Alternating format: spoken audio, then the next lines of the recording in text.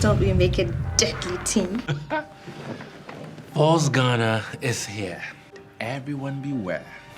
You need long-term funds, Mr. Mensah. We have to leverage on your potential profitability by using that to raise a capital. You see, ensuring the growth, welfare, and productivity of staff is very, very important and key. Not forgetting that we have the job of making sure that we put the client or the customer first. I need a business plan. You want to plan a business in Ghana? Not lie. If you put all this money into the business, in less than 2 months, you go get them double. We have to get this out of the way. Because business is all about trust. And if we can hide something as sensitive as this from our spouses, then we would have breached their trust. Et toi, Efendo. I said, si en fait, tu n'es qu'un.